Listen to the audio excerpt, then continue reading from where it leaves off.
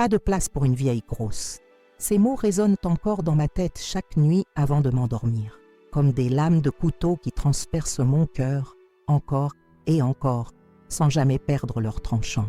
Prononcés par ma propre belle-fille, Céline, en plein milieu du café Les Deux Magots, ce restaurant si élégant de Saint-Germain-des-Prés, où je n'avais jamais osé entrer seule auparavant. Ces mots lancés à mon visage, devant des dizaines de personnes, pendant que mon fils, mon unique fils Pascal, restait silencieux, les yeux rivés sur sa coupe de champagne, comme si j'étais une étrangère. Non, pire qu'une étrangère, un fardeau, une honte, un objet encombrant dont on ne sait que faire. Moi, Simone Lefort, 68 ans, ancienne infirmière à l'hôpital Saint-Antoine, qui l'ai porté dans mon ventre pendant 9 mois. Moi qui ai passé des nuits entières sans dormir quand il avait de la fièvre, à 3 ans, à 7 ans, à 12 ans, appliquant des compresses fraîches sur son front brûlant, lui murmurant que tout irait bien. Moi qui ai économisé chaque centime de mon maigre salaire d'infirmière pour payer ses études dans cette école privée qu'il voulait tant intégrer. Moi qui ai renoncé à tant de choses, des vacances, des vêtements neufs, même parfois à des repas décents, pour qu'il ne manque jamais de rien. Je vis seule maintenant, dans un petit appartement de Montmartre, au 3e étage sans ascenseur. Mon chat Marcel est ma seule compagnie quotidienne depuis que mon Robert est parti, emporté par une crise cardiaque foudroyante il y a 5 ans. L'appartement n'est pas grand, mais de ma fenêtre, je peux apercevoir la coupole blanche du Sacré-Cœur qui se détache sur le ciel parisien. Cette vue m'a souvent consolée dans mes moments de solitude les plus profonds. Ce jeudi-là, il pleuvait. Une de ces pluies parisiennes qui semblent ne jamais vouloir s'arrêter, qui s'infiltrent partout, jusque dans les os, jusque dans l'âme. Je venais de raccrocher avec maître François Martin, mon avocat, une nouvelle qui aurait dû être la plus belle de ma vie. Après 30 ans de procédures judiciaires interminables, l'héritage de mon père allait enfin m'être versé. 2 millions d'euros, une somme dont je n'aurais jamais osé rêver, moi qui ai toujours vécu modestement, comptant chaque euro à la fin du mois. Mon père et moi, nous n'avions jamais été proches. Il avait abandonné ma mère quand j'avais à peine 5 ans, et je ne l'avais revu que 3 fois après cela. Sa mort, il y a 3 décennies, avait révélé l'existence d'un testament où il m'incluait comme héritière, à la surprise générale, surtout de sa seconde épouse, qui avait immédiatement contesté le document.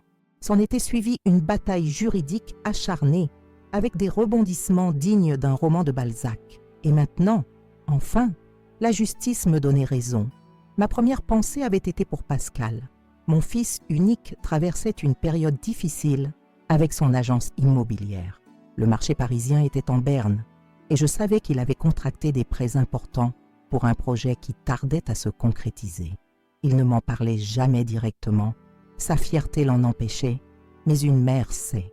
Je voyais les cernes sous ses yeux lors de nos rares rencontres. Je notais comment sa voiture luxueuse avait été remplacée par un modèle plus modeste, comment les vacances aux Seychelles avaient été annulées sans explication. J'avais immédiatement saisi mon téléphone, les mains tremblantes d'excitation pour l'appeler. « Pascal, c'est maman. J'aimerais t'inviter à dîner ce soir. J'ai une nouvelle importante à te partager. » Un silence au bout de la ligne, puis un soupir. « Ce soir, c'est impossible, maman. Je suis épuisée. La semaine a été infernale. Je veux juste rester chez moi à me reposer. » J'avais senti cette déception familière, celle qui accompagnait presque toutes nos interactions ces dernières années. Mais je l'avais avalée, comme toujours. « Bien sûr, mon chéri. Repose-toi bien. On peut remettre ça à un autre jour. » Après avoir raccroché, j'étais restée longtemps devant ma fenêtre, regardant la pluie tomber sur les toits de Paris. J'avais prévu de lui annoncer la nouvelle et de lui proposer de partager cette fortune inattendue. 1 million pour lui, pour redresser ses affaires, 1 million pour moi, pour enfin vivre mes dernières années dans un confort que je n'avais jamais connu. C'était mon plan, simple et généreux, mais quelque chose en moi refusait d'attendre. Cette nouvelle, cette chance incroyable qui m'était donnée, je voulais la célébrer, même seule. J'ai ouvert mon armoire et en ai sorti ma plus belle tenue, une robe bleu marine que Robert disait assortie à mes yeux un peu de rouge à lèvres discret et mon collier de perles, des fausses, bien sûr, cadeau de mes collègues lors de mon départ à la retraite de l'hôpital Saint-Antoine, après 40 ans de service. Le café Les Deux Magots. Je l'avais choisi parce que Pascal l'aimait tant quand il était petit. Je l'y emmenais parfois, très rarement, pour des occasions spéciales. Je me rappelle encore son visage émerveillé devant les serveurs en gilet noir et nœuds papillons, la façon dont il savourait son chocolat chaud, comme si c'était le nectar des dieux. Il me disait « Un jour, maman, quand je serai riche, je t'emmènerai ici tous les dimanches. » Le taxi m'a déposé devant l'entrée vers 20h. La pluie avait diminué, devenant une fine bruine. Le restaurant était plein, animé par ce bourdonnement de conversation et ce cliquetis de couverts qui crée l'atmosphère si particulière des grands établissements parisiens. Le maître d'hôtel m'a conduite à une petite table dans un coin, près de la fenêtre qui donnait sur le boulevard Saint-Germain. C'est alors que je les ai vus. Au centre de la salle, à la meilleure table, celle qui offre la vue parfaite sur l'ensemble du restaurant et où les serveurs s'affairent avec une attention particulière. Pascal, Céline et Joséphine, la mère de Céline. Tous les trois riaient, verre de champagne à la main, visiblement en train de célébrer quelque chose. Mon cœur s'est arrêté, puis s'est mis à battre si fort que j'ai cru qu'il allait sortir de ma poitrine. Pascal, qui m'avait dit être trop fatigué pour sortir, qui voulait juste rester chez lui à se reposer, était là, dans ce même restaurant que j'avais choisi, rayonnant, détendu, heureux en compagnie de sa femme et de sa belle-mère. Je suis restée figée quelques secondes, ne sachant que faire. Une partie de moi voulait faire demi-tour, sortir discrètement, préserver le peu de dignité qui me restait. Mais quelque chose, peut-être l'ombre de la femme déterminée que j'avais été autrefois, peut-être la colère sourde qui montait en moi, m'a poussée à m'avancer vers leur table. Pascal, mon fils, a levé les yeux et j'ai vu la stupeur s'emparer de son visage. Il a presque avalé son champagne de travers. « Maman, qu'est-ce que tu fais ici ? Je suis venue dîner, comme je te l'avais dit. Je pensais que tu étais trop fatiguée pour sortir de chez toi. » Un silence pesant est tombé sur la table. Céline m'a regardée avec ses yeux froids qui ne m'ont jamais témoigné la moindre chaleur depuis leur mariage, puis s'est tournée vers sa mère avec un petit rire moqueur. Joséphine a simplement haussé un sourcil, comme si j'étais une mouche importune qui venait de se poser sur sa nourriture. « Pascal, tu ne me présentes pas ta mère ?» a demandé Joséphine avec une fausse cordialité. « Vous vous connaissez déjà, maman ?» a répondu Pascal, visiblement mal à l'aise. « Ah oui, maintenant je me souviens. L'infirmière. » Le ton condescendant n'est pas passé inaperçu. 40 ans de carrière réduit à l'infirmière, comme si c'était une tare, quelque chose d'insignifiant. « Voulez-vous vous joindre à nous, Madame Lefort ?» a demandé Joséphine, mais son ton indiquait clairement que la question n'était qu'une formalité. Avant que je puisse répondre, Céline est intervenue, avec ce sourire faux qui n'atteignait jamais ses yeux. « Ah, maman, je crois qu'il n'y a pas de place. Et puis, nous célébrons ta promotion. C'est un dîner plus intime. » J'ai senti mon visage s'empourprer de honte. Pascal continuait à garder le silence, étudiant le fond de sa coupe, comme s'il contenait les secrets de l'univers. « Pascal ?» ai-je appelé, espérant que mon fils, mon unique fils, dise quelque chose, me défende, m'invite à m'asseoir. Il a simplement haussé les épaules, dans un geste d'impuissance que j'ai bien connu tout au long de son adolescence, lorsqu'il était confronté à quelque chose de difficile. C'est alors que Céline, voyant que je ne bougeais pas, a lâché ces paroles qui resteraient gravées à jamais dans ma mémoire. « Écoutez, pour être franche, il n'y a pas de place pour une vieille grosse à notre table, d'accord ? Nous sommes occupés. » Le monde s'est arrêté. J'ai eu l'impression de recevoir une gifle en plein visage. Le restaurant entier semblait avoir fait silence, bien que probablement personne en dehors de notre table n'ait entendu. J'ai regardé Pascal, attendant, suppliant silencieusement qu'il dise quelque chose, n'importe quoi. Mais il a simplement détourné le regard, feignant d'être absorbé par le menu. À ce moment précis, quelque chose s'est brisé en moi. Ce n'était pas seulement mon cœur de mère, mais quelque chose de plus profond, de plus fondamental. Ma dignité peut-être. Ou peut-être était-ce simplement l'illusion que, à la fin de la vie, la famille est tout ce qui compte. J'ai avalé la boule qui s'était formée dans ma gorge, forcé mes jambes tremblantes à bouger et quitté le restaurant sans me retourner. La pluie avait repris plus forte maintenant, mais je la sentais à peine, tandis que je marchais sans but dans les rues de Saint-Germain. Les larmes se mêlaient à l'eau de pluie sur mon visage et mon parapluie restait fermé, oublié dans ma main. Ce que Pascal et Céline ignoraient, ce que personne ne savait, c'était cette fortune qui venait de m'être attribuée, cet argent que je prévoyais de partager généreusement avec mon fils ingrat. L'ironie de la situation ne m'a pas échappé, même au milieu de ma douleur. J'étais là, sur le point de devenir millionnaire, humilié à cause de mon apparence, de mon âge, traité comme un fardeau par ceux que j'aimais le plus.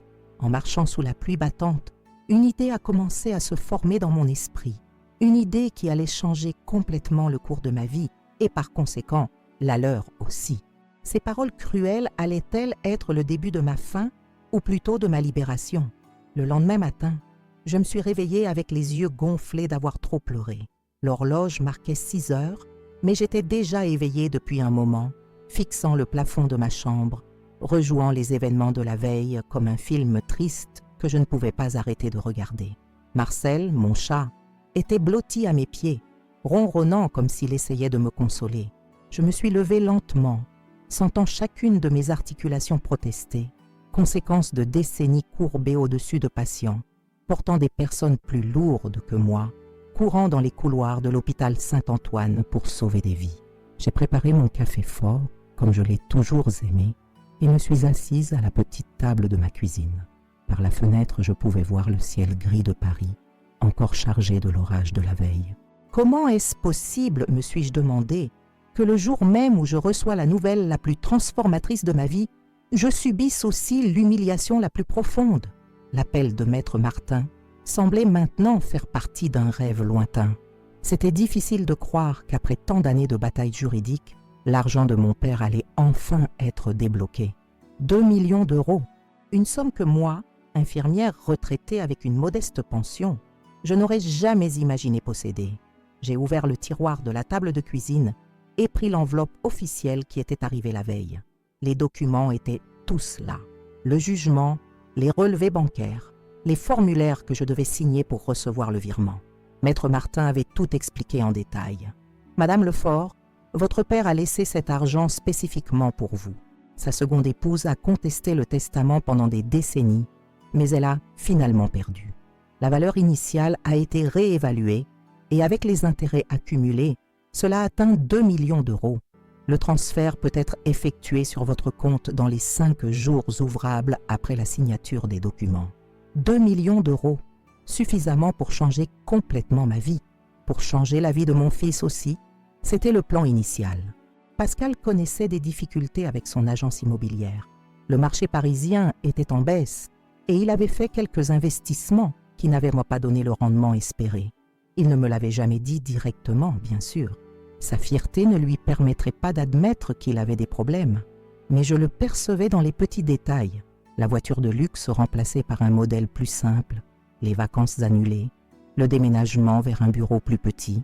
Mon plan était si simple et généreux, je partagerais l'argent avec mon fils unique, 1 million pour lui restructurer ses affaires, 1 million pour moi pour enfin vivre plus confortablement mes années restantes. C'était ce que je voulais lui annoncer au dîner. C'était la nouvelle importante qui ne pouvait pas attendre. J'ai pris la dernière gorgée de mon café, maintenant froid. Marcel a sauté sur mes genoux et j'ai caressé sa tête douce pendant que des larmes silencieuses coulaient sur mon visage ridé. Il n'y a pas de place pour une vieille grosse. Les mots de Céline coupaient encore comme des couteaux affûtés. Mais pire que cela était le souvenir du silence de Pascal, mon fils, qui n'avait pas levé le petit doigt pour me défendre, qui avait fait semblant de ne pas me voir quand j'avais quitté le restaurant, le cœur brisé. Le téléphone a sonné, interrompant mes pensées sombres. C'était Arnaud, mon voisin de palier depuis plus de 15 ans. Depuis que Robert était décédé, Arnaud avait été comme un frère pour moi. À 71 ans, veuf comme moi, il comprenait la solitude qui parfois semblait étouffante. « Simone, je suis inquiet pour toi. Je t'ai vue rentrer hier soir toute trempée et tu n'as pas répondu quand j'ai frappé à la porte. » J'ai hésité un moment. Arnaud était la seule personne qui savait pour l'héritage. Il m'avait accompagné à certaines audiences au fil des ans, quand l'affaire semblait interminable. « Quelque chose de terrible s'est passé hier, Arnaud, ai-je avoué. Puis, j'ai tout déballé. L'appel à Pascal, son mensonge, la rencontre inattendue au restaurant, les paroles cruelles de Céline, le silence assourdissant de mon fils. Quand j'ai terminé, il y a eu un silence à l'autre bout de la ligne. Puis la voix d'Arnaud, habituellement si douce, a sonné ferme et décidée. « Simone, je vais te dire quelque chose qui sera peut-être difficile à entendre. La vie t'a donné une seconde chance d'être heureuse. Ne la gaspille pas avec ceux qui ne te valorisent pas. » Ces paroles ont frappé ma conscience comme un éclair. Une seconde chance, c'était exactement ça. L'univers m'avait donné 2 millions de raisons de recommencer et j'étais sur le point de les gaspiller avec quelqu'un qui me traitait comme un fardeau, une gêne, une vieille grosse sans place à table. « Que ferais-tu, Arnaud, si tu étais à ma place ?» ai-je demandé, sachant déjà au fond que ma décision était prise. « Je vivrais, Simone. Tout simplement, je vivrais. Toutes ces années à prendre soin des autres comme infirmière, puis à prendre soin de Robert pendant sa maladie, toujours en mettant ton fils en premier. Quand a été la dernière fois que tu as pensé à toi-même ?» Je n'ai pas pu répondre. Je ne m'en souvenais pas. « Viens prendre un café chez moi. » J'ai rapporté des pains au chocolat tout frais de la boulangerie. J'ai accepté l'invitation. J'avais besoin de compagnie, d'une voix amicale, de quelqu'un qui me voyait vraiment. J'ai changé de vêtements, mis un peu de crème sur mon visage et frappé à la porte de l'appartement en face du mien. Le café avec Arnaud s'est prolongé pendant des heures. Nous avons parlé du bon vieux temps, des voyages qu'il a faits après sa retraite en tant que professeur d'histoire, des endroits dont j'ai toujours rêvé. La Provence, ai-je confié. J'ai toujours voulu connaître la terre de mes grands-parents. Visiter Aix-en-Provence, Nice, les champs de lavande, sentir l'odeur de la Méditerranée de l'autre côté. « Et qu'est-ce qui t'en empêche maintenant ?» a-t-il demandé, avec ses yeux bleus qui semblaient voir à travers mon âme. « Rien, ai-je répondu, surprise par ma propre conclusion. Absolument rien. Je suis retournée chez moi avec une nouvelle sensation grandissant en moi. Quelque chose que je n'avais pas ressenti depuis des décennies, de la détermination. Je me suis assise à mon vieux bureau et j'ai pris un cahier. J'ai commencé à faire une liste de tout ce que j'avais toujours voulu et jamais eu, de tous les endroits dont j'avais rêvé, de tous les changements que j'aimerais faire. En haut de la liste, l'hyposuction avec le docteur Philippe Renard. Nous en avions déjà discuté lors de ma dernière consultation de routine. Je souffrais de douleurs chroniques au dos, conséquence de l'excès de poids et des années à porter des patients. « Ce serait un changement significatif dans votre qualité de vie, Madame Lefort, » avait-il dit. Mais la procédure était beaucoup trop chère pour mon budget de retraité, jusqu'à présent. Le deuxième élément de la liste m'a fait sourire. Garde-robe complètement renouvelée.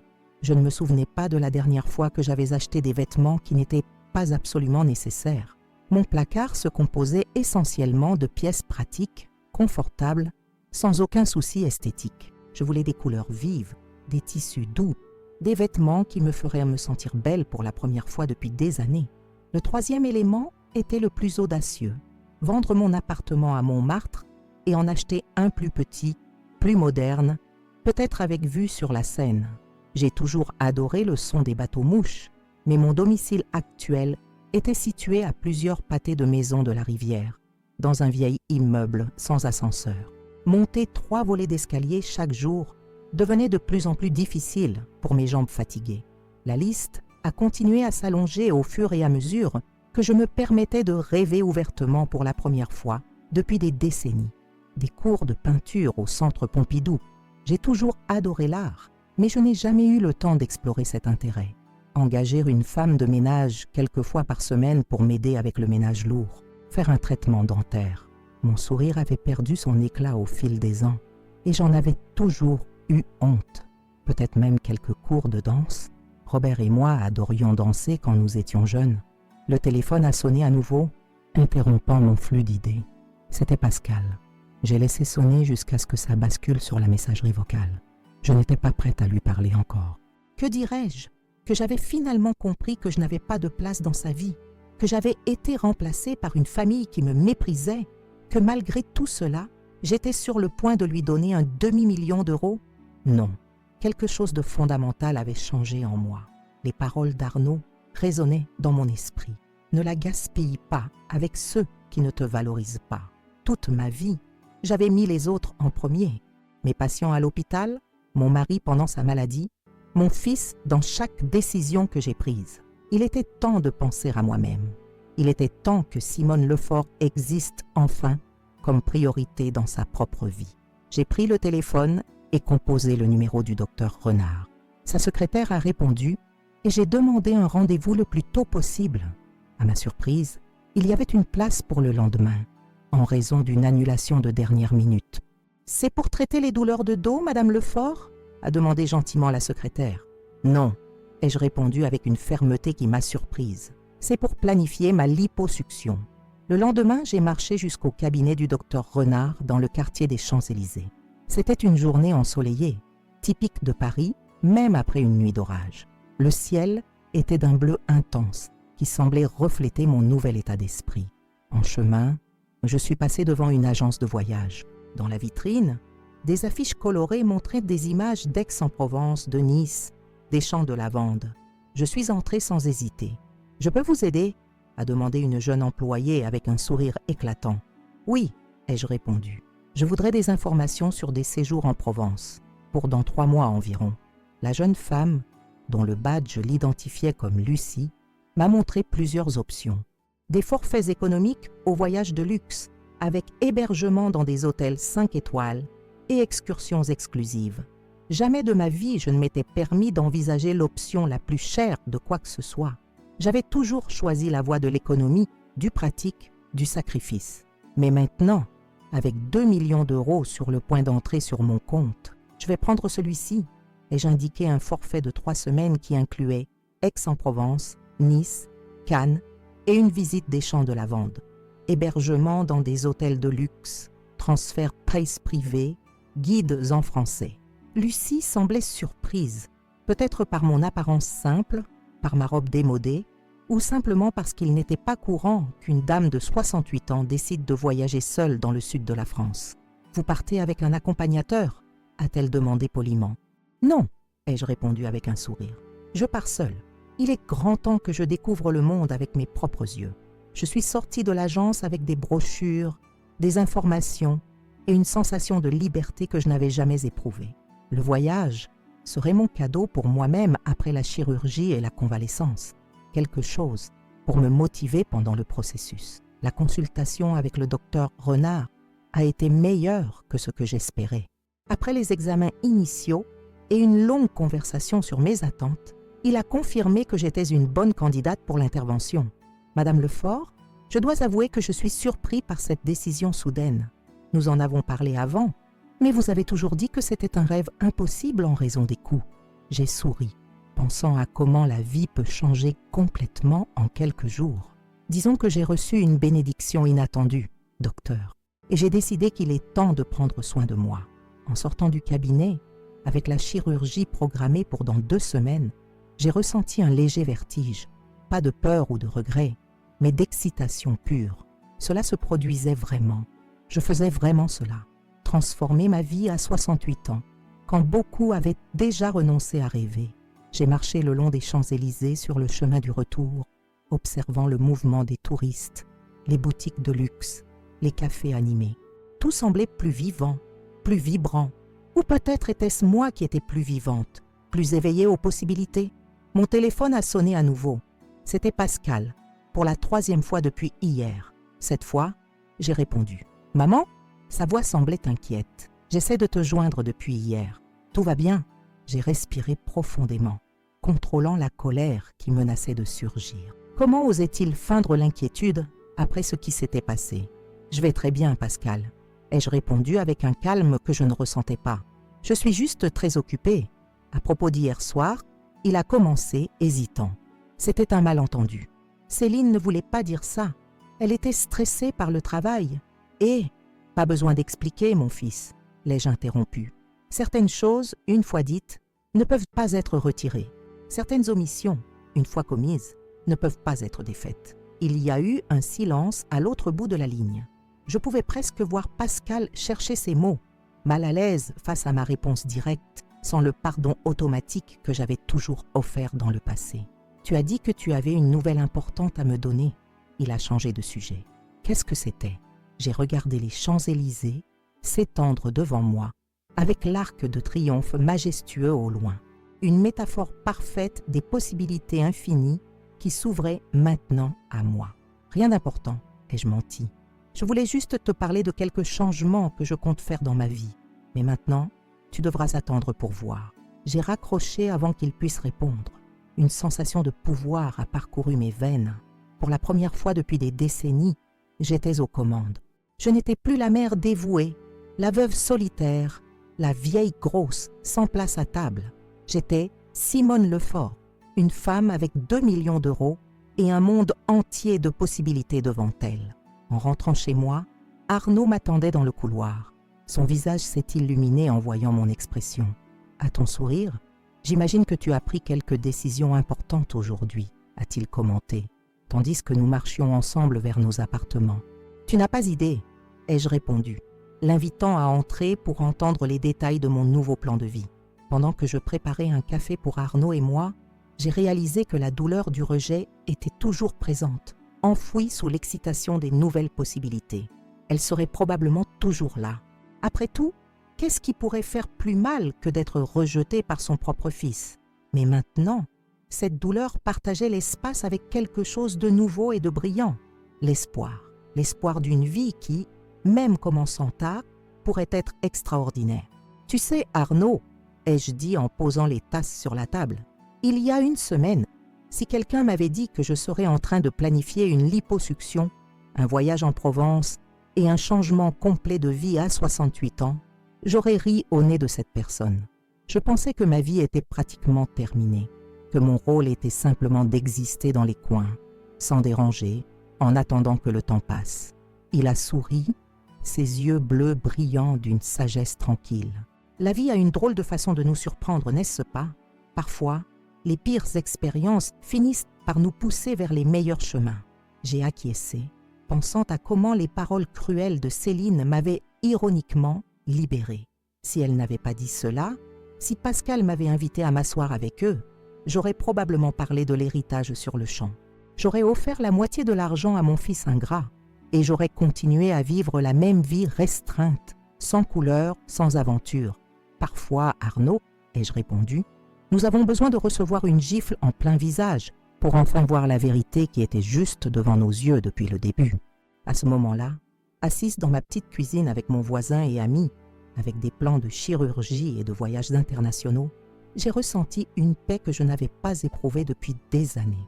La vie avait plus à m'offrir, beaucoup plus, et je commençais seulement à découvrir ce que c'était. Les 2 semaines qui ont suivi sont passées dans un tourbillon d'activités. Pour la première fois depuis des décennies, je me suis réveillée chaque jour avec un but, avec une excitation que j'avais oublié exister. J'ai fait tous les examens préopératoires que le docteur Renard avait demandé, et chaque résultat qui revenait normal était comme un petit cadeau, une confirmation que, malgré l'âge et le poids, mon corps était encore assez fort pour supporter la transformation que je planifiais. Pendant cette période, Pascal a appelé plusieurs fois. Au début, j'ai répondu à certains appels, gardant nos conversations superficielles et brèves. Il me demandait comment j'allais, parlait de la météo, essayait d'initier une réconciliation sans jamais aborder directement le sujet de la soirée au restaurant. À chacun de ces appels, je percevais sa frustration grandissante, parce que je ne mentionnais pas la nouvelle importante que j'avais promis de lui dire. « Maman, tu sembles différente », a-t-il commenté lors d'une de ces conversations. « Tu parais distante. Les gens changent, mon fils. » ai-je répondu simplement. Parfois, rapidement. La veille de la chirurgie, j'ai décidé de ne plus répondre à ces appels. J'avais besoin de paix et de tranquillité pour me préparer mentalement et émotionnellement. Arnaud s'est proposé pour m'accompagner à la clinique le lendemain et s'occuper de Marcel pendant mon hospitalisation. « Tu es sûr de ne pas vouloir informer Pascal de l'opération ?» a-t-il demandé, tandis que nous buvions une tisane la veille de l'intervention. « Après tout, c'est ton fils. » J'ai secoué la tête, résolu. « Non, cette décision m'appartient. D'ailleurs, je doute qu'il s'y intéresse. Pascal ne se soucie de sa mère que lorsqu'il a besoin de quelque chose. Le jour de la chirurgie, je me suis réveillée avant que l'alarme ne sonne. J'ai ressenti un mélange de peur et d'excitation. À 68 ans, j'étais sur le point de faire quelque chose que beaucoup considéreraient comme frivole, inutile, voire dangereux.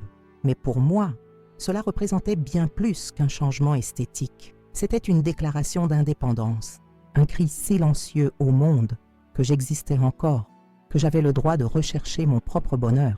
Le docteur Renard m'a accueilli avec un sourire rassurant dans la salle de préparation. « Nerveuse, Madame Lefort ? Un peu, ai-je avoué. Pas pour l'opération en elle-même, mais pour tout ce qu'elle représente. » Il a hoché la tête, compréhensif. Lors de nos consultations préparatoires, je lui avais raconté un peu ma situation. Pas tous les détails, mais suffisamment pour qu'il comprenne que cette liposuction était bien plus qu'une procédure esthétique pour moi. « Quand vous vous réveillerez, a-t-il dit, ce sera le premier jour du reste de votre vie. Et je vous promets que nous ferons de notre mieux pour que ce soit une vie plus confortable et avec moins de douleur. » Avant d'être conduite à la salle d'opération, j'ai demandé à Arnaud de garder mon téléphone. Il y avait 16 appels manqués de Pascal. Il était probablement irrité que je ne réponde pas. Mais à ce moment-là, ses sentiments étaient le cadet de mes soucis. L'anesthésie a agi rapidement et j'ai plongé dans un sommeil profond et sans rêve. Je me suis réveillée des heures plus tard, ressentant une douleur modérée et une étrange sensation de légèreté. Le docteur Renard a expliqué que tout s'était déroulé comme prévu. Environ 5 kilos de graisse avaient été retirés, principalement dans la région abdominale et dans le dos, la zone qui me causait le plus de douleurs chroniques. La récupération initiale a été plus difficile que ce que j'avais imaginé. Les 3 premiers jours à la clinique ont été inconfortables, mon corps protestant contre l'invasion subie. Mais il y avait quelque chose de différent dans mon attitude. Au lieu de me concentrer sur la douleur, je me focalisais sur l'avenir. Les nuits où l'inconfort ne me laissait pas dormir, je prenais les brochures de Provence et m'imaginais marchant dans les rues pavées d'Aix, sentant l'odeur de la mer, écoutant le chant des cigales. Le 4e jour, alors que je me préparais à recevoir mon congé, j'ai reçu une visite inattendue. Pascal est apparu à la porte de ma chambre, le visage crispé dans un mélange d'inquiétude et de colère. « Maman, qu'est-ce qui s'est passé? Pourquoi ne m'as-tu pas prévenu que tu étais hospitalisée? J'ai dû appeler toutes les cliniques de Paris pour te trouver. » J'ai gardé mon calme, l'observant avec un détachement que je n'avais jamais ressenti auparavant envers mon fils. « Bonjour Pascal, comment as-tu découvert que j'étais hospitalisée? » Il semblait véritablement confus par ma réaction tranquille. « Je suis passé à ton appartement hier soir. J'étais inquiet quand tu n'as pas répondu au téléphone pendant des jours. Ton voisin, Arnaud, a dit que tu étais à la clinique, mais il n'a pas voulu donner de détails. Et tu ne lui as pas demandé pourquoi je suis ici? Bien sûr que si, mais il a dit que ce n'était pas à lui de le dire. Que se passe-t-il, maman? Tu es malade? C'est grave. » Il y avait une préoccupation authentique dans ses yeux, mais aussi une irritation mal dissimulée d'avoir été tenu à l'écart. Je me suis rappelé combien de fois lui-même m'avait exclu de sa vie, combien de décisions importantes il avait prises sans me consulter ou même m'informer. « Je ne suis pas malade, Pascal. J'ai fait une liposuction. » Son expression est passée de l'inquiétude à l'incrédulité. « Une lipo? Toi? Mais pourquoi? Où as-tu trouvé l'argent pour ça? Ces opérations coûtent une fortune. » J'ai souri, ressentant une étrange satisfaction face à son étonnement. « Disons que j'ai finalement décidé d'investir en moi-même. » Il s'est assis sur la chaise à côté de mon lit, passant ses mains dans ses cheveux dans un geste de confusion. « Maman, tu as 68 ans. La liposuction est une procédure risquée, surtout à ton âge. Pourquoi ferais-tu quelque chose comme ça sans me consulter? » Ce fut la goutte qui fit déborder le vase. La supposition que j'avais besoin de sa permission, de son approbation, pour prendre des décisions concernant mon propre corps, ma propre vie. « Te consulter ?» Ma voix est sortie plus forte que prévu. Et plus forte. « Comme tu m'as consulté quand tu as décidé de mentir sur le fait d'être trop fatigué pour dîner avec moi? Comme tu m'as consulté quand tu as permis à ta femme de m'humilier publiquement ?» Pascal a eu la décence de paraître honteux, mais a rapidement adopté une posture défensive. C'était un malentendu. Je te l'ai déjà expliqué. Céline ne voulait pas dire « Épargne-moi, Pascal ». Je l'ai interrompu fermement. Nous savons tous les deux exactement ce qu'elle voulait dire. Et nous savons tous les deux que tu n'as pas levé le petit doigt pour me défendre. Nous sommes restés silencieux pendant quelques instants, l'air entre nous chargé de décennies d'attentes non satisfaites, de non-dits, de chagrins accumulés. « Que t'arrive-t-il, maman ?»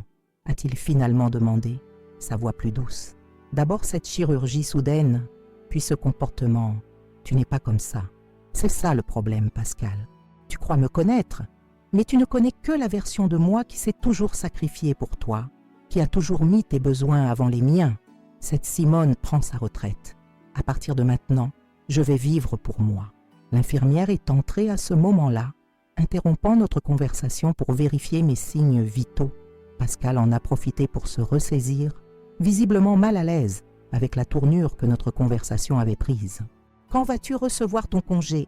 a-t-il demandé après que l'infirmière soit sortie. « Demain matin, si tout continue à bien se passer. Tu veux que je vienne te chercher? Je peux te ramener chez toi. » Il y avait un ton presque suppliant dans sa voix, comme s'il était désespéré de récupérer un certain contrôle sur la situation, de revenir au rôle familier du fils qui daigne occasionnellement aider sa mère âgée. Non, merci. Arnaud s'est déjà proposé pour venir me chercher. Son visage s'est durci en entendant le nom de mon voisin. Cet Arnaud, vous semblez très proche ces derniers temps. J'ai détecté une pointe de jalousie dans sa voix, quelque chose que je n'avais jamais perçu auparavant. Pascal avait toujours été si occupé par sa propre vie qu'il n'avait jamais manifesté d'intérêt pour mes amitiés ou mes relations. Arnaud est un bon ami. Il a été à mes côtés dans les moments difficiles. Et moi, non.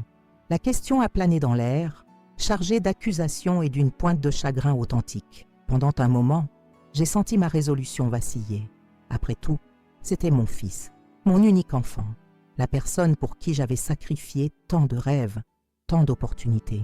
Était-il juste de l'exclure complètement de ma nouvelle vie? Mais alors, comme un film au ralenti, j'ai revu la scène au restaurant. Céline disant qu'il n'y avait pas de place pour une vieille grosse à leur table. Pascal, tête baissée, faisant semblant que je n'existais pas.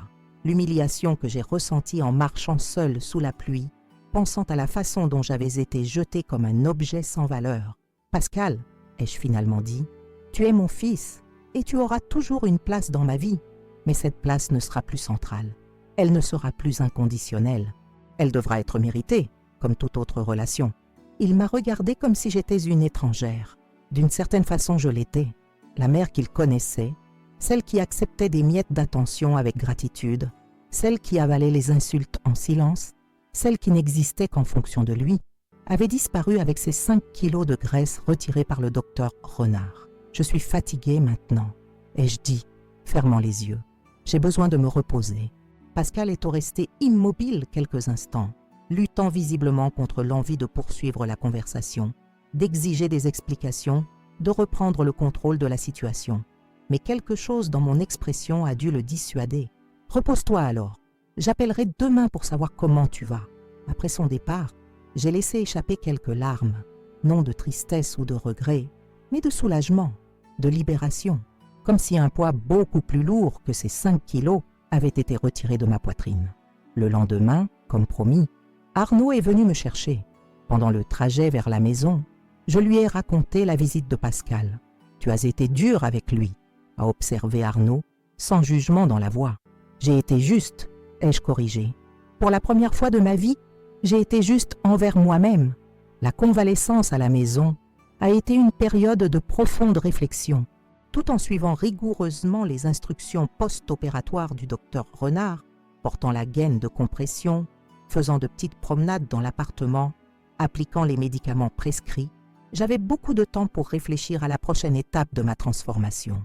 Une semaine après la chirurgie, j'ai reçu un appel de Maître Martin. L'argent avait été finalement libéré et transféré sur mon compte. 2 millions d'euros. Une somme qu'il y a peu de temps, j'avais prévu de partager avec mon fils. Maintenant, chaque centime serait investi dans ma nouvelle vie. Pascal a continué à appeler quotidiennement. Nos conversations étaient brèves et superficielles. Il demandait comment je récupérais. Je répondais avec le minimum de détails possible. Je percevais sa frustration croissante, sa difficulté à gérer cette nouvelle dynamique entre nous. 2 semaines après la chirurgie, quand je me sentais déjà plus énergique, j'ai décidé de franchir l'étape suivante de ma transformation. J'ai demandé à Arnaud de m'accompagner au centre commercial le plus élégant de Paris, les Galeries Lafayette. Il était temps de renouveler complètement ma garde-robe. Nous sommes entrés dans des boutiques où je n'avais jamais osé entrer auparavant. Des boutiques avec des vêtements chers, exclusifs, sophistiqués. Au début, je me sentais déplacée, comme une imposture. Les vendeuses me regardaient avec un mélange de désintérêt et de doute, se demandant probablement si je pouvais me permettre les prix exorbitants. « Je voudrais voir des robes de soirée », ai-je annoncé dans l'une des boutiques les plus élégantes, me surprenant moi-même par mon audace. La vendeuse, une jeune femme mince à l'air ennuyée, a indiqué une section au fond du magasin. « Les prix commencent à 500 €, a-t-elle informé, d'un ton qui suggérait que je préférerais peut-être chercher ailleurs. « Parfait, ai-je répondu, gardant la tête haute. Je veux voir les modèles les plus exclusifs. Le regard de surprise de la vendeuse valait chaque centime que j'ai dépensé cet après-midi-là. Nous sommes sortis du centre commercial, portant des dizaines de sacs contenant des vêtements, des chaussures, des sacs à main et des accessoires que je n'avais jamais imaginé posséder. Des vêtements qui mettaient en valeur mon nouveau corps, qui me faisaient me sentir élégante, sophistiquée, vivante. « Tu es radieuse », a commenté Arnaud, tandis que nous mettions les achats dans le taxi. « Je me sens radieuse », ai-je avoué, comme si je me réveillais d'un long sommeil. Dans les jours qui ont suivi, j'ai poursuivi ma transformation. J'ai fait un traitement dentaire que j'avais reporté depuis des années en raison du coût. J'ai engagé un coach personnel recommandé par le docteur Renard pour m'aider à tonifier mon corps après la liposuction. Je me suis inscrite au cours de peinture au Centre Pompidou, quelque chose que j'avais toujours voulu faire mais pour lequel je n'avais jamais trouvé le temps ou le courage. Chaque nouvelle activité, chaque petit changement dans mon apparence et ma routine était comme une brique dans la construction de la nouvelle Simone. Une Simone qui existait de plein droit, pas seulement comme mère, veuve ou ex-infirmière.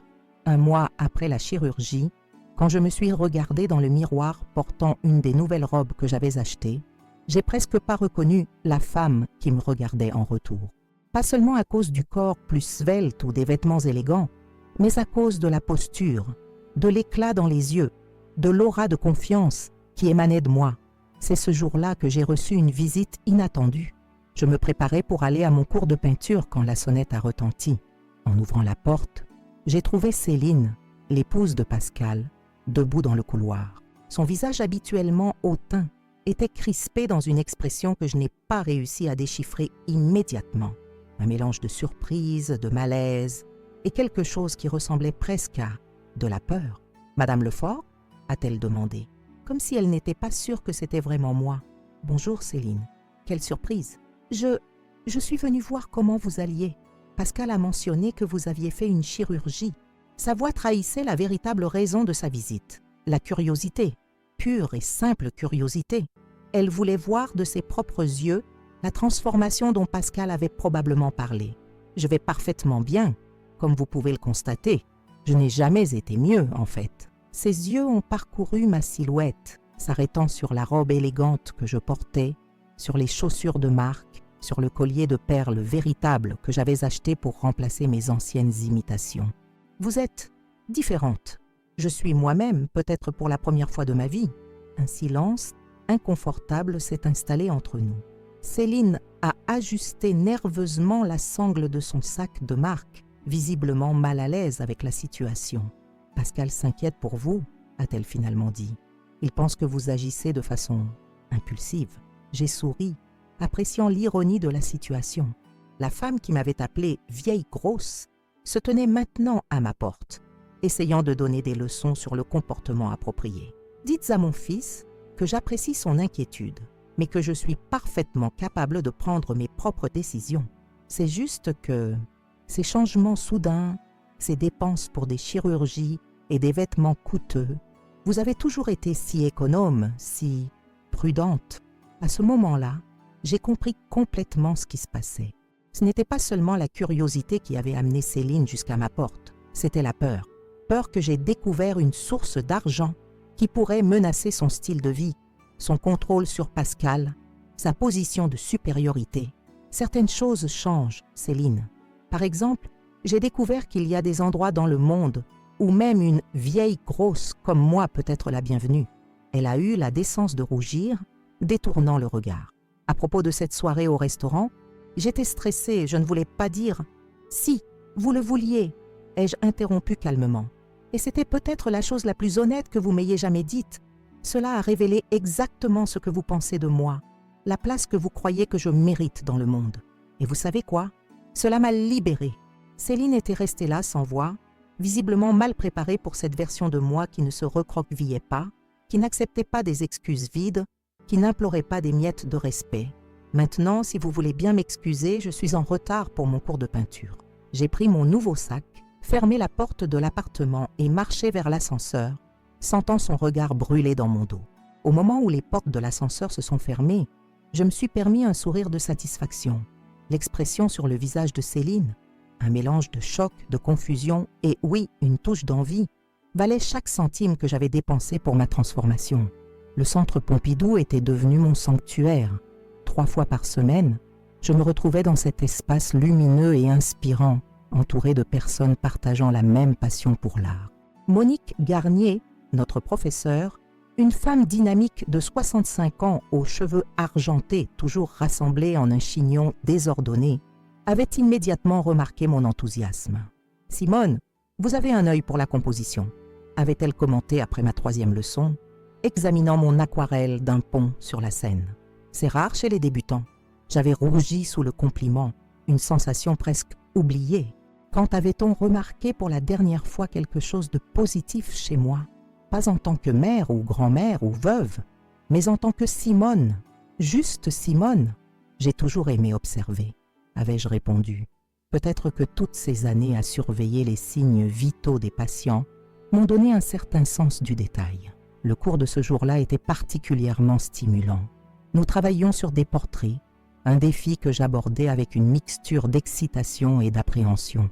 La lumière naturelle inondait l'atelier à travers les immenses fenêtres du centre, créant une atmosphère presque magique. L'art nous permet de nous voir à travers les yeux des autres, expliquait Monique, se déplaçant parmi nous pour offrir des conseils individuels, mais aussi de nous voir nous-mêmes d'une manière nouvelle. Ces mots résonnaient profondément en moi. N'était-ce pas exactement ce que j'étais en train de faire? Me voir d'une manière nouvelle, pas à travers le regard condescendant de Céline ou l'indifférence de Pascal, mais à travers mes propres yeux, enfin ouverts après tant d'années. Après le cours, plusieurs d'entre nous avions pris l'habitude de nous retrouver au café du musée pour discuter et partager. C'est là que j'ai vraiment commencé à m'ouvrir, à raconter mon histoire. Pas tous les détails, bien sûr, mais suffisamment pour que ces nouveaux amis comprennent le chemin que j'étais en train de parcourir. Je trouve ça extraordinaire, a commenté Lucien, un architecte retraité de 72 ans. La plupart des gens à notre âge pensent que c'est trop tard pour changer. Vous prouvez le contraire. Ce n'est jamais trop tard, ai-je répondu, surprise par ma propre conviction. Tant qu'on respire, on a le droit de réinventer sa vie. Le groupe a applaudi et j'ai senti une chaleur se répandre dans ma poitrine. Appartenance, validation, connexion, des sentiments que je n'avais pas éprouvés depuis si longtemps que j'avais presque oublié leur existence. En rentrant chez moi ce soir-là, j'ai pris une décision impulsive. Au lieu de retourner directement à mon appartement, j'ai demandé au chauffeur de taxi de me déposer près du canal Saint-Martin. La soirée était douce, typique de Paris en début d'été. Les terrasses des cafés débordaient de vie, les rires et les conversations créant une symphonie urbaine qui m'enveloppait comme une étreinte chaleureuse. Je me suis assise à une petite table en terrasse du Café Prune, commandant un verre de vin blanc, quelque chose que je ne me serais jamais permis auparavant, boire seule en public. Mais la nouvelle Simone n'avait pas peur du regard des autres. Elle existait pleinement, sans s'excuser, tandis que je savourais mon vin, observant le balai des bateaux sur le canal. Mon téléphone a sonné. C'était Sophie, ma petite fille de 16 ans. Mon cœur s'est immédiatement réchauffé. Sophie avait toujours été spéciale pour moi, un rayon de soleil dans ma vie parfois sombre. « Mamie, c'est vrai ce que papa dit, tu as complètement changé. » J'ai ri, amusée par la curiosité adolescente et directe de ma petite fille. Disons que j'ai décidé de prendre soin de moi, ma chérie, physiquement et mentalement. Est-ce que je peux venir te voir? Je veux dire, sans papa et maman, juste toi et moi? J'ai hésité un instant. Je savais que Pascal et Céline n'approuveraient probablement pas, surtout dans le climat actuel. Mais Sophie était assez grande pour faire ses propres choix, et notre relation avait toujours été indépendante de celle que j'avais avec ses parents. Bien sûr, mon cœur. Que dirais-tu de samedi? Nous pourrions déjeuner ensemble et peut-être faire un peu de shopping après? Son excitation était palpable, même à travers le téléphone. « Ce serait génial, mamie. Je pourrais prendre des photos de toi pour mon Instagram. Mes amis ne vont pas en revenir. » J'ai ri de nouveau, touchée par son enthousiasme. « Nous verrons, ma chérie. Nous verrons. » Après avoir raccroché, j'ai continué à siroter mon vin, sentant une douce satisfaction m'envahir. Ma relation avec Sophie représentait un espoir, une continuité, un pont entre mon passé et mon avenir. Quoi qu'il arrive avec Pascal et Céline, ce lien précieux resterait intact. Le samedi est arrivé rapidement. J'ai passé la matinée à me préparer avec un soin particulier, choisissant une robe bleue qui, selon Arnaud, faisait ressortir la couleur de mes yeux. J'ai appliqué un maquillage léger mais soigné, suivant les conseils que la maquilleuse de la boutique Élégance m'avait donnés lors de mon relooking. Sophie est arrivée à midi précis, rayonnante dans sa jupe plissée et son chemisier fleuri.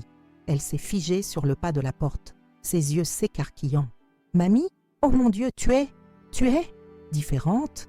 ai-je suggéré, amusée par sa réaction. « Magnifique !» s'est-elle exclamée, se jetant dans mes bras. « Tu as l'air tellement plus jeune, tellement plus heureuse. » Nous sommes allés déjeuner au Café de Flore, un choix délibérément provocateur de ma part. C'était un des endroits préférés de Céline pour ses déjeuners entre amis fortunés. Sophie babillait joyeusement, me racontant ses projets pour l'université. Elle voulait étudier la psychologie. Ses amis, le garçon qui lui plaisait dans sa classe de mathématiques. « Et toi, mamie, raconte-moi tout. Papa dit que tu as complètement changé de vie. Est-ce vrai? Et pourquoi ?»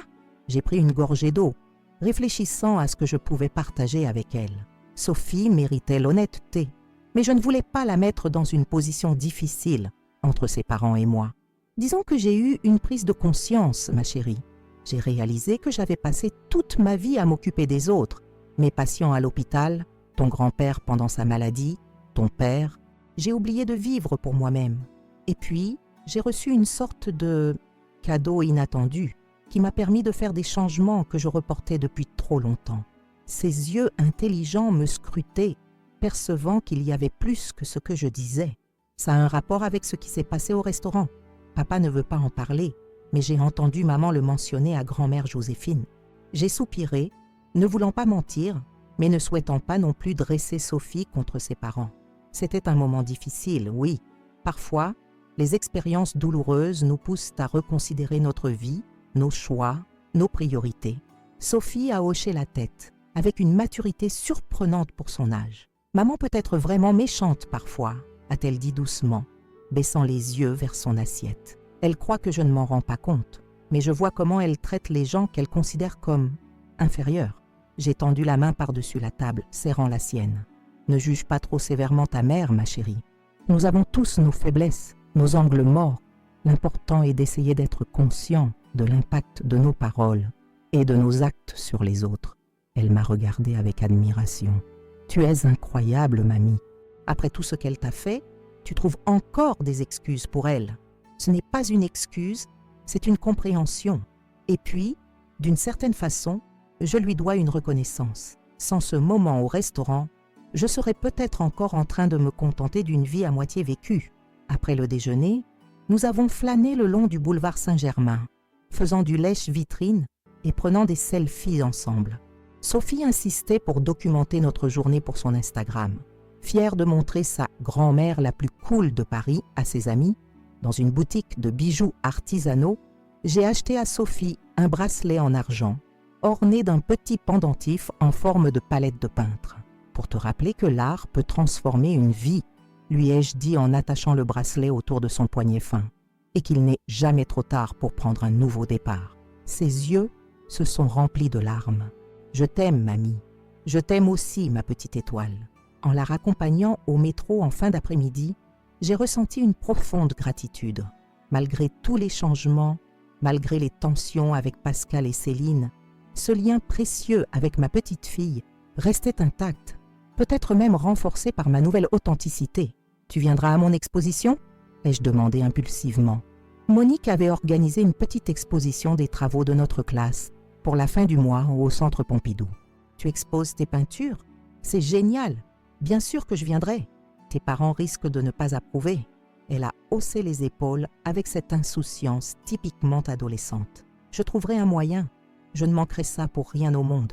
Nous nous sommes embrassés et je l'ai regardé disparaître dans la bouche de métro, son sac à dos décoré de badges colorés se balançant au rythme de ses pas.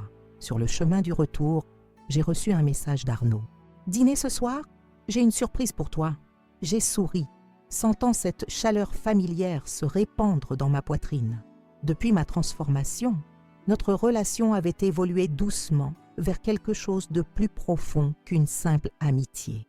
Nous prenions notre temps, respectant chacun nos histoires, nos cicatrices, mais il y avait indéniablement une connexion spéciale entre nous. Avec plaisir, 20 heures chez toi, parfait, porte quelque chose d'élégant. Intriguée, j'ai accéléré le pas, impatiente de rentrer chez moi pour me préparer. Qui aurait cru qu'à 68 ans, je ressentirais ce frisson d'anticipation, cette excitation juvénile à l'idée d'un dîner avec un homme qui me voyait vraiment. En entrant dans mon appartement, j'ai été accueillie par Marcel, qui se frottait contre mes jambes, réclamant son attention quotidienne. Je l'ai nourri, puis me suis dirigée vers ma chambre pour choisir ma tenue pour la soirée. Mon armoire, autrefois remplie de vêtements pratiques et sans fantaisie, débordait maintenant de couleurs, de textures, de possibilités. J'ai opté pour une robe noire, sobre mais élégante, avec un décolleté discret et une coupe qui mettait en valeur ma nouvelle silhouette. Des boucles d'oreilles en argent les perles, un bracelet assorti, des escarpins confortables mais chics en me regardant dans le miroir. J'ai eu un moment de vertige. Était-ce vraiment moi, cette femme élégante, au regard assuré? Où était passée la Simone effacée, celle qui se faisait toute petite, celle qui s'excusait presque d'exister? La vieille Simone est morte au café Les Deux Magots, ai-je murmuré à mon reflet. Longue vie à la nouvelle. À 20 heures précises, j'ai frappé à la porte d'Arnaud, le cœur battant comme celui d'une adolescente à son premier rendez-vous. Il a ouvert la porte vêtu d'un costume élégant, une tenue que je ne lui avais jamais vue auparavant. Ses yeux bleus se sont illuminés en me voyant. « Simone, tu es époustouflante !» a-t-il dit, prenant ma main pour me faire entrer. L'intérieur de son appartement était transformé. Des bougies étaient disposées partout, créant une atmosphère intime et chaleureuse. La table était dressée avec une élégance que je n'avais pas vue depuis mes dîners avec Robert au début de notre mariage, quand nous avions encore l'énergie et les moyens de célébrer les occasions spéciales. « Qu'est-ce que nous fêtons ?» ai-je demandé, ému par tant d'attention. « Toi » a-t-il répondu simplement, « ta renaissance, ton courage, ta beauté intérieure qui rayonne maintenant à l'extérieur. » Il m'a tendu une coupe de champagne et nous avons trinqué, nos regards se croisant par-dessus le cristal scintillant. Le dîner était exquis, un assortiment de plats qu'il avait commandé auprès d'un traiteur renommé du quartier. Nous avons parlé de tout et de rien, de nos vies avant de nous connaître, de nos rêves abandonnés puis retrouvés, de nos espoirs pour l'avenir. Avec Arnaud, les conversations coulaient naturellement, sans effort, comme si nos âmes se reconnaissaient au-delà des mots. Après le dessert, un soufflé au chocolat qui fondait littéralement dans la bouche, il s'est levé et a mis un disque sur son vieux tourne-disque. Les premières notes d'une valse de Chopin ont rempli l'appartement. « M'accorderiez-vous cette danse, Madame Lefort ?» a-t-il demandé avec une révérence exagérée qui m'a fait rire. « Avec plaisir, Monsieur Beaumont. » Nous avons dansé, d'abord maladroitement, puis avec une fluidité surprenante, comme si nos corps se souvenaient d'un langage longtemps oublié. La tête posée contre son épaule, j'ai fermé les yeux, me laissant porter par la musique et par cette sensation incroyable d'être désiré, apprécié, vu. « J'ai une proposition à te faire », a murmuré Arnaud à mon oreille, alors que la musique s'adoucissait. « Ma sœur possède une maison en Provence, près d'Aix. Elle nous l'a proposée pour 2 semaines en juillet. Accepterais-tu de m'accompagner ?» J'ai levé les yeux vers lui, surprise. « Tu veux dire voyager ensemble ?»« Oui », a-t-il confirmé, son regard soudain vulnérable. « Je sais que c'est peut-être précipité, mais depuis que tu as commencé ta transformation, depuis que tu t'es ouverte à la vie, je me sens revivre moi aussi, et je voudrais partager cette renaissance avec toi, dans un lieu qui a toujours représenté pour moi la beauté et la sérénité. » J'ai senti mon cœur s'emballer. C'était une coïncidence presque mystique. J'avais prévu de voyager en Provence Et voilà qu'Arnaud me proposait d'y aller ensemble. Comme si l'univers conspirait pour rassembler tous les fils de ma nouvelle vie. J'adorerais, ai-je répondu sincèrement. Rien ne me ferait plus plaisir que de découvrir la Provence à tes côtés. Son visage s'est illuminé et il m'a attiré contre lui pour un baiser doux et tendre. Notre premier baiser. À 68 ans, j'éprouvais ce frisson délicieux d'un premier baiser. Cette promesse de commencement, cette ouverture vers des possibilités infinies. Le lendemain matin, je me suis réveillée chez moi avec une sensation de légèreté que je n'avais pas ressentie depuis des décennies. Marcel était blotti contre moi, ronronnant doucement, comme s'il percevait mon bonheur et le partageait à sa façon féline. La journée s'annonçait chargée. J'avais rendez-vous avec Lucille Beauvais, la propriétaire de la boutique Élégance, où j'avais acheté une partie de ma nouvelle garde-robe. Elle m'avait contacté la semaine précédente avec une proposition surprenante, servir de modèle pour leur nouvelle collection Renaissance, destinée aux femmes élégantes de plus de 60 ans. Votre transformation est exactement ce que notre marque veut représenter, m'avait-elle expliqué. La beauté intemporelle, l'élégance qui transcende l'âge, la confiance qui vient de l'intérieur. J'avais accepté, moitié amusée, moitié flattée par l'idée d'être un mannequin à mon âge. La séance photo était prévue pour aujourd'hui, dans un petit studio près du canal Saint-Martin. En arrivant sur place, j'ai été accueillie par une équipe enthousiaste. Lucille, bien sûr, mais aussi un photographe, une maquilleuse, une coiffeuse et plusieurs assistants qui s'affairaient autour des portants chargés de vêtements élégants. « Ah, Simone, vous êtes parfaite !» s'est exclamée Lucille en m'embrassant sur les 2 joues. « Venez, Émilie va s'occuper de votre maquillage pendant que Thomas prépare les premières tenues. » Pendant les 2 heures qui ont suivi, j'ai été transformée, chouchoutée, mise en valeur comme jamais auparavant. La maquilleuse a travaillé avec une légèreté experte, soulignant mes yeux, adoucissant les marques du temps sur mon visage sans chercher à les effacer complètement. La beauté à votre âge, c'est l'histoire que raconte chaque ride, m'a-t-elle expliqué. Notre travail n'est pas de les cacher, mais de les célébrer. Les tenues que Lucille avait sélectionnées étaient un parfait mélange d'élégance classique et de touches contemporaines. Des tailleurs aux coupes impeccables, des robes fluides dans des tissus luxueux, des accessoires qui ajoutaient juste ce qu'il fallait d'audace à l'ensemble. Lorsque je me suis enfin retrouvée devant l'objectif, j'ai d'abord ressenti un moment de panique. Qui étais-je pour prétendre être un modèle? N'était-ce pas ridicule à mon âge? Mais le photographe, un jeune homme à la patience infinie, a su me mettre à l'aise. Ne posez pas, Simone, m'a-t-il conseillé. Soyez simplement vous-même. Pensez à quelque chose qui vous rend heureuse, qui vous fait vous sentir forte. J'ai alors pensé à ma transformation, à la soirée avec Arnaud, à notre projet de voyage en Provence, à la fierté dans les yeux de Sophie quand elle m'avait vue. Et quelque chose s'est débloqué en moi. J'ai cessé d'être consciente de l'appareil photo, des regards, des attentes. J'ai simplement existé, pleinement présente dans mon corps, dans ma nouvelle peau. « C'est ça !» s'est exclamé le photographe, soudain frénétique, prenant des clichés en rafale. C'est exactement ça. Cette confiance, cette présence, c'est magnifique. À la fin de la séance, Lucille m'a montré quelques photos préliminaires sur l'écran de l'ordinateur. J'ai eu le souffle coupé. La femme sur ces images était indéniablement moi, mais une version de moi que je n'avais jamais vue auparavant. Lumineuse, puissante, vivante. Ce n'était pas seulement le maquillage ou les vêtements élégants. C'était quelque chose qui venait de l'intérieur, une flamme qui avait toujours été là, mais qui avait été étouffée pendant trop longtemps. Elles sont extraordinaires, a murmuré Lucille, visiblement émue. Vous êtes exactement ce dont notre marque avait besoin, Simone. Une femme réelle, avec une histoire réelle, qui montre que la beauté n'a pas d'âge, que la renaissance est toujours possible. En quittant le studio, j'ai ressenti une immense gratitude pour cette opportunité inattendue, bien sûr, mais surtout pour le chemin parcouru. Il y a 3 mois à peine, j'étais cette femme invisible, cette vieille grosse rejetée par sa propre famille. Et aujourd'hui, mon téléphone a vibré dans mon sac. Un message de Sophie. « Mamie, papa a dit que tu faisais des photos de mode. C'est vrai? Je veux tout savoir. » J'ai souri, amusée par son enthousiasme. J'allais lui répondre quand un second message est arrivé, cette fois de Pascal. « Maman, il faut qu'on parle. Je passe chez toi à 18h. C'est important. » Le ton était sec, presque autoritaire. Le vieux Pascal, celui qui croyait pouvoir me dicter ma conduite, qui s'imaginait que je serais toujours disponible selon son bon vouloir.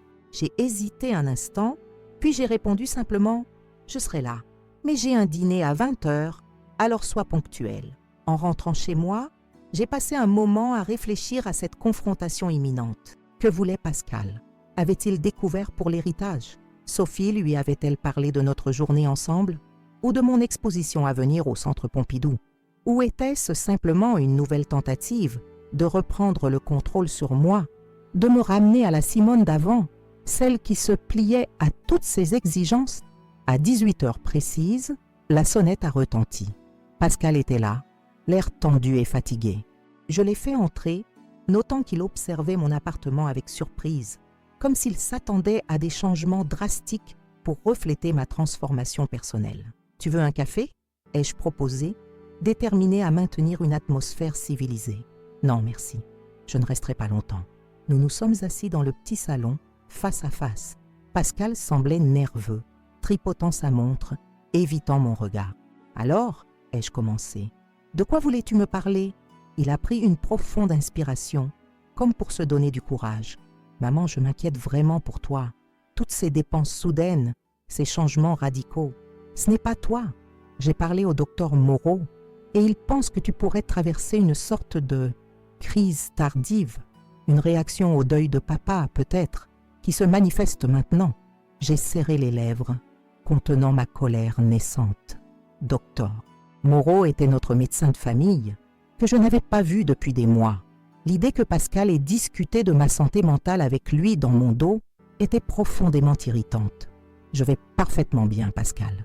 Mieux que jamais, en fait. Et je trouve assez présomptueux de ta part de discuter de moi avec mon médecin sans mon consentement. Il a eu l'air penaud, mais s'est rapidement ressaisi. Et où trouves-tu l'argent pour tout ça? La chirurgie, les vêtements de luxe, les cours de peinture. Tu as toujours vécu modestement. As-tu contracté des prêts?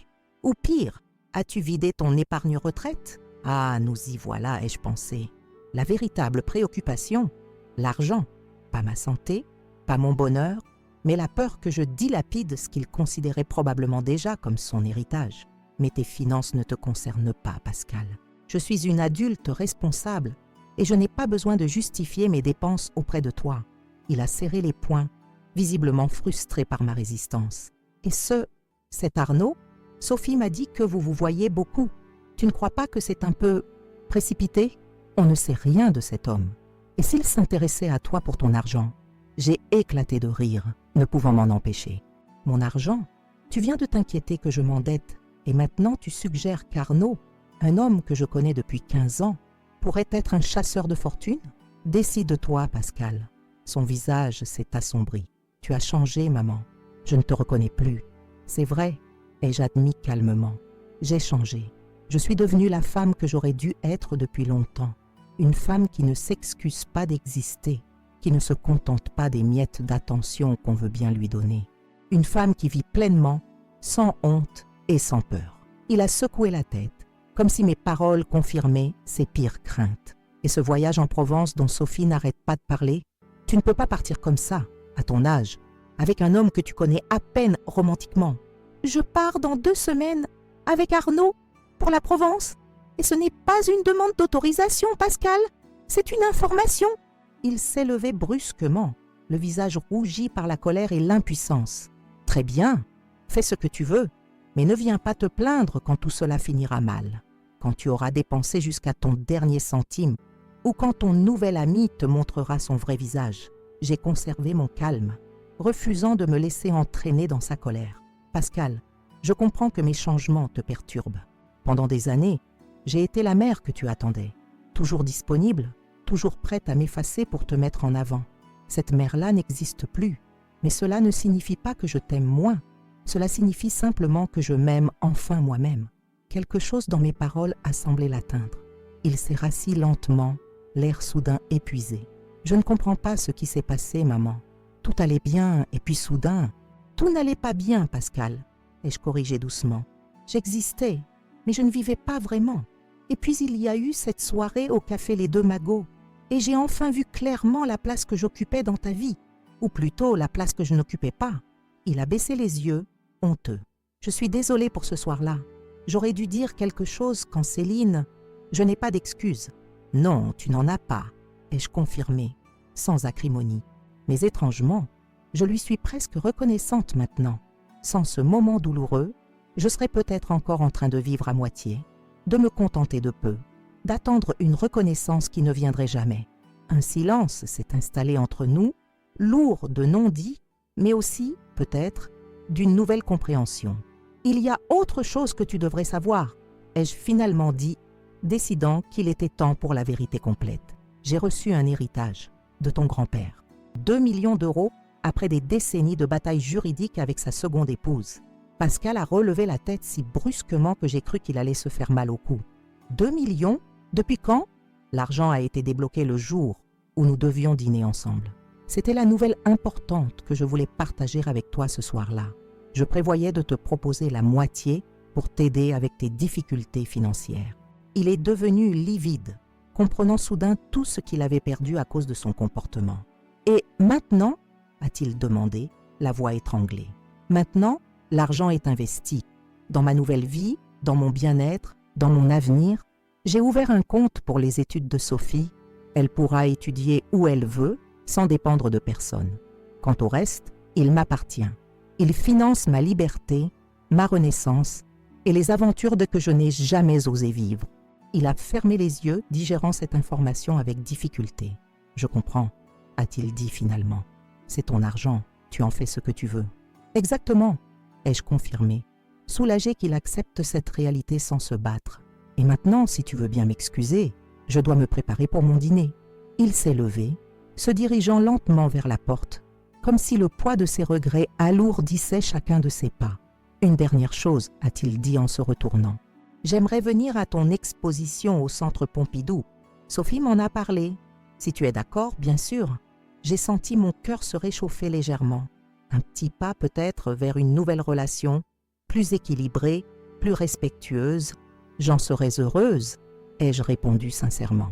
Après son départ, je suis restée un moment immobile, assimilant ce qui venait de se passer. Une page se tournait, définitivement. La relation avec mon fils ne serait plus jamais la même, mais peut-être pourrait-elle devenir quelque chose de nouveau, de plus authentique. 2 semaines plus tard, je me tenais dans le hall des départs de la gare de Lyon, ma valise à mes pieds, Arnaud à mes côtés. Le train pour Aix-en-Provence partait dans 1 heure. Sophie était venue nous dire au revoir, accompagnée, à ma grande surprise, de Pascal. Il restait en retrait, mal à l'aise, mais présent néanmoins. « Tu vas me manquer, mamie », a dit Sophie en me serrant dans ses bras. « Promets-moi d'envoyer plein de photos. »« Promis, ma chérie. Et toi ? Promets-moi de venir nous voir pendant les vacances scolaires. » Pascal s'est avancé, me tendant maladroitement un petit paquet. « Pour ton voyage ?» a-t-il expliqué. « Ce n'est pas grand-chose. J'ai ouvert le paquet pour découvrir un carnet de croquis en cuir avec mon nom gravé sur la couverture. « Pour tes dessins de Provence ?» a-t-il ajouté. « J'ai pensé que ça pourrait te plaire. »« C'est parfait », ai-je répondu, touché par cette attention inattendue. « Merci, Pascal. » Nous nous sommes embrassés, un peu raidement, mais c'était un début. Une reconnaissance mutuelle que, malgré tout, nous restions une famille, même si les règles avaient changé. En montant dans le train, la main d'Arnaud dans la mienne, j'ai ressenti une plénitude extraordinaire.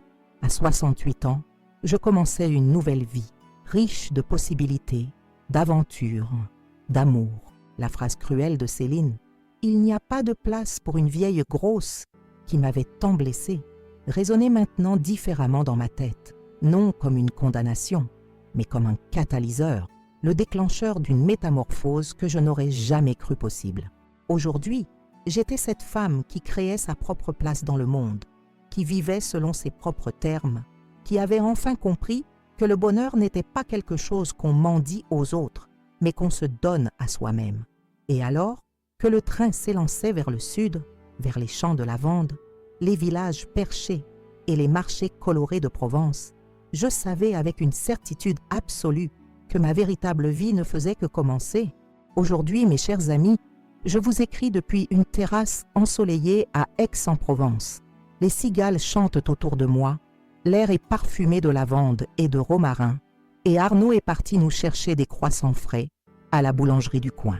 Qui aurait cru, il y a à peine 3 mois, que moi, Simone Lefort, 68 ans, ex-infirmière, veuve, mère d'un fils ingrat, je serais aujourd'hui ici, transformée, épanouie, vivante comme je ne l'ai jamais été. Tout a commencé par ces mots cruels, lancés comme des pierres au milieu du café Les Deux Magots. Il n'y a pas de place pour une vieille grosse. Des mots qui, sur le moment, m'ont brisé le cœur, mais qui, avec le recul, ont été le catalyseur de ma renaissance. Cette phrase, prononcée par ma belle-fille Céline, sous le regard silencieux et complice de mon fils Pascal, aurait pu me détruire. Au lieu de cela, elle m'a libérée. Ce que ma famille ignorait ce soir-là, c'est que je venais d'apprendre que j'allais recevoir un héritage de 2 millions d'euros de mon père distant après des décennies de batailles juridiques, 2 millions que je prévoyais, dans ma générosité maternelle habituelle, de partager avec mon fils. Quelle ironie, n'est-ce pas? Au moment même où l'on me rejetait comme un fardeau, comme une présence indésirable, j'étais sur le point de devenir la solution à tous leurs problèmes financiers. Mais le destin, ou peut-être simplement ma dignité longtemps étouffée, en a décidé autrement. Grâce au conseil de mon voisin et ami Arnaud, j'ai compris que cette humiliation était en réalité une opportunité. L'opportunité de vivre enfin pour moi-même, après des décennies passées à me sacrifier pour les autres. Mes patients à l'hôpital, mon mari malade, mon fils toujours en attente de plus.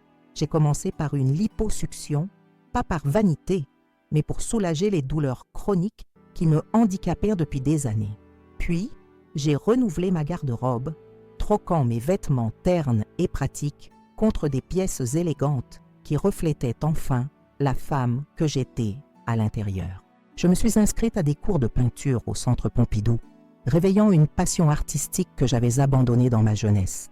J'ai même accepté de devenir modèle pour la collection Renaissance de la boutique Élégance, célébrant la beauté des femmes de mon âge, avec leurs histoires, leurs cicatrices, leur sagesse. Mais la transformation la plus profonde n'était pas visible à l'œil nu. C'était celle qui s'opérait en moi, dans mon cœur, dans mon âme. Pour la première fois de ma vie, je me suis autorisée à exister pleinement, sans m'excuser, sans me faire petite pour ne pas déranger. J'ai appris à poser des limites, à ne plus accepter d'être traitée comme une commodité dont on se sert quand on en a besoin et qu'on range dans un placard le reste du temps. La réaction de ma famille à ma métamorphose a été révélatrice. Pascal, d'abord choqué, puis inquiet, puis en colère, a finalement dû accepter que sa mère était devenue une femme à part entière, avec ses désirs, ses rêves, ses droits. Céline, venue espionner ma transformation par pure curiosité, est repartie déstabilisée, peut-être même envieuse de cette liberté que je m'étais octroyée. Seule ma petite fille Sophie a immédiatement célébré mon évolution, avec cette fraîcheur et cette authenticité propres à l'adolescence. Et puis il y a eu Arnaud, mon voisin de palier depuis 15 ans, devenu confident, ami, et finalement, bien plus que cela. À 68-71 ans, nous avons redécouvert ensemble le frisson des premiers émois, la tendresse des mains qui se cherchent, la complicité des regards qui se comprennent sans parole. Notre voyage en Provence n'est pas seulement une escapade touristique, c'est le symbole de notre nouvelle vie, de notre courage à tous deux de croire que le bonheur n'a pas d'âge, que l'amour peut fleurir même dans l'automne de la vie. Je ne vous raconte pas cette histoire pour me vanter, mes chers amis. Je vous la raconte parce que je crois profondément que chacun d'entre nous porte en soi cette capacité de renaissance, cette possibilité de transformation, à tout âge, à tout moment. Peut-être y a-t-il parmi vous des personnes qui se sentent invisibles, effacées, qui ont renoncé à leurs rêves, qui se contentent des miettes qu'on veut bien leur laisser. À vous, je veux dire, il n'est jamais trop tard. Jamais. Ce rejet douloureux au café Les Deux Magots aurait pu être la fin de mon histoire. Au lieu de cela, il en a été le commencement. Une preuve que parfois, nos plus grandes blessures peuvent devenir nos plus puissantes opportunités de croissance si nous avons le courage de les regarder en face, de les traverser et d'en tirer les leçons qui s'imposent. Si mon récit vous a touché, si vous avez ressenti un écho dans votre propre vie, je vous invite à vous abonner à la chaîne Souvenirs de grand-mère. Chaque semaine, nous partageons des histoires comme la mienne, des récits de renaissance, de redécouverte de soi, de second départ, des témoignages qui prouvent que la vie ne s'arrête pas à 50, 60 ou 70 ans, qu'elle peut au contraire prendre une saveur plus riche, plus intense, plus authentique. N'hésitez pas à laisser un commentaire pour partager votre propre expérience. Avez-vous déjà vécu un moment de rejet qui s'est transformé en bénédiction déguisée? Avez-vous osé vous réinventer après un échec, une perte, une humiliation?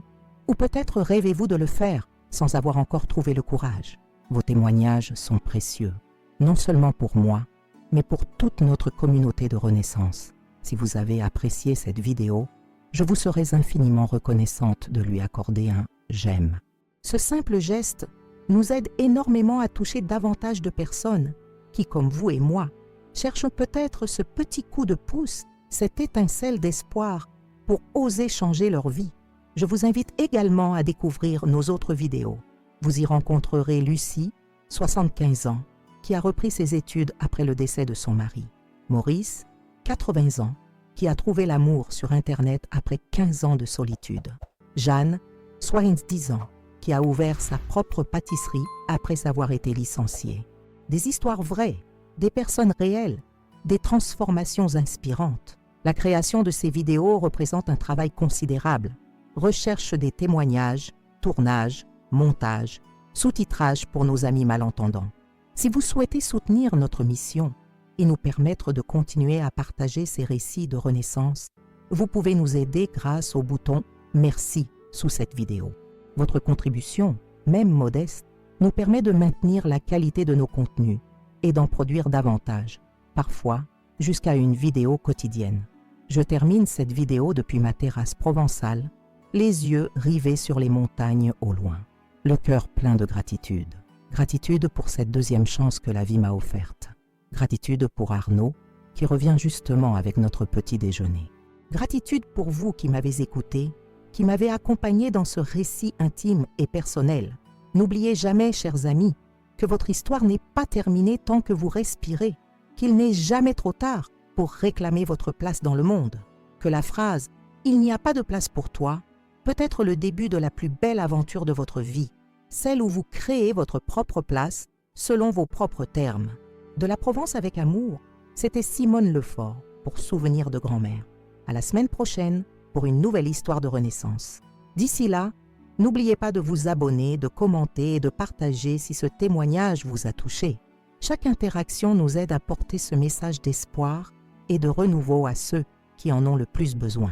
Merci du fond du cœur pour votre écoute, votre soutien et votre présence dans cette communauté extraordinaire que nous construisons ensemble, jour après jour, histoire après histoire.